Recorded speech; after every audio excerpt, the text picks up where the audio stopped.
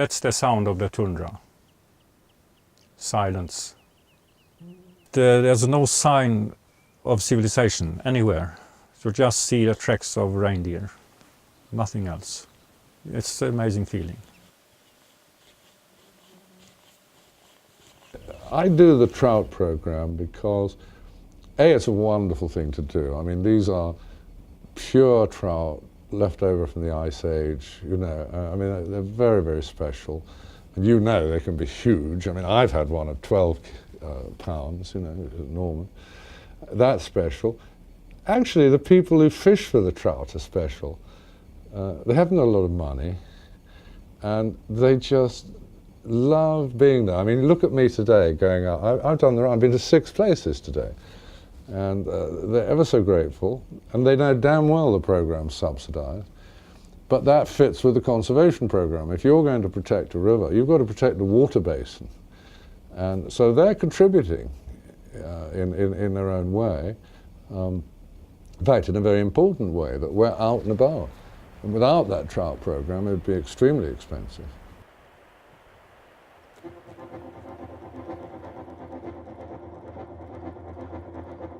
Along the cooler, exposed coast of the Barents Sea, mosquitoes and hatching insects are limited to the few calm days of high summer.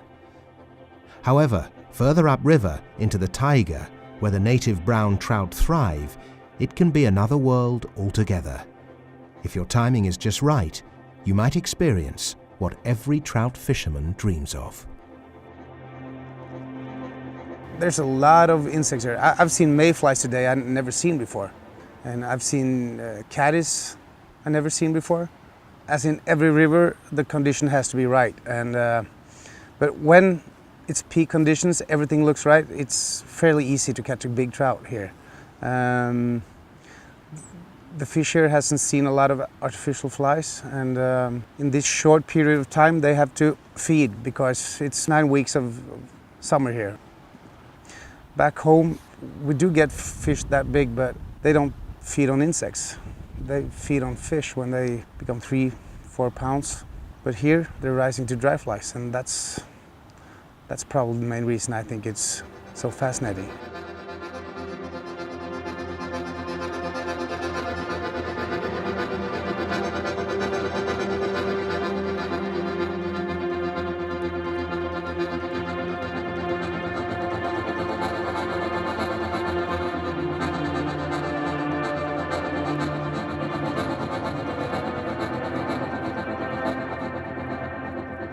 If you look at these waters, this is how I think every water was in Northern Europe 600 years ago. The fish out here is hardly touched during the summer. I think maybe 18 people see these trouts during 9 weeks, so that's nothing.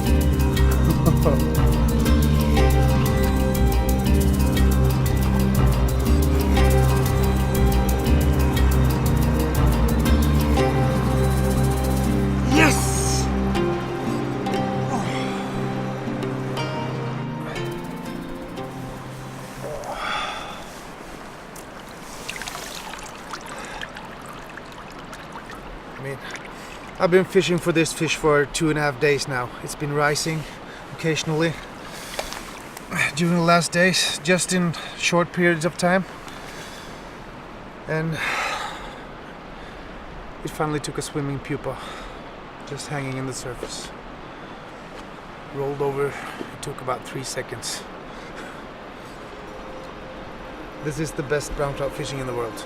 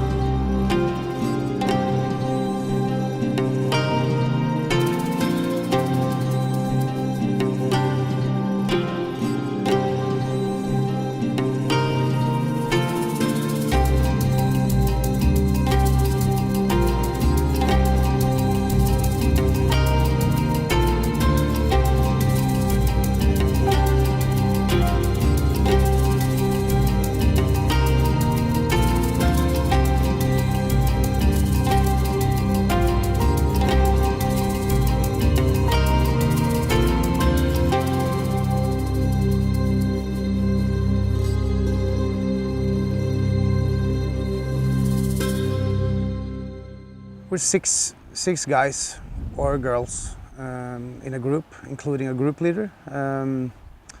We start fishing 3 days in Kharlovka or East Litza, and after 3 days we go to the other river. And of course 3 days of fishing is not much for a river like this, but I think that's good for the conservation as well.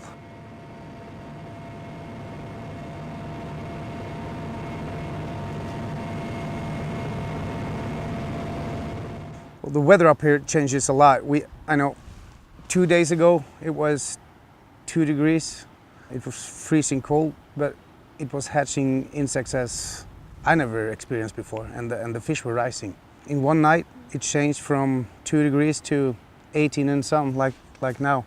You have to like the environment, you have to like to be outdoors, you have to like maybe to freeze a little. It's a lot of mosquitoes here, so you have to be an outdoor person. You just have to. The last 4 years I've been to these rivers. I think the fishing has improved. The number of fish is getting higher, the average size is getting better. I mean, we went to Litza, fished for 3 days and caught 114 trouts with an average of about 4 pounds. That's not something to expect. That's crazy. I mean, now I'm happy after 3 days, and we're still catching a lot of trouts. Yes! Peter Power knows how to preserve the wilderness, and he's made up a lot of rules. And these rules you have to follow. I think it's a list of about 20 rules, if I don't remember wrong. Catch and release. It's absolutely forbidden to kill any trout. Fly fishing only. What I'd tell my groups is, if you smoke, put the cigarettes back in your pocket. Bring it back to camp. Use thick leaders so you can fight the fish fast. Don't make a campfire. There's a lot of wood here that can be used to campfire, but we shouldn't touch anything. I mean, when I go up here, there's no trace of human beings up here, and that's how it should be. This is why I go here every year. If you compare rivers around the world,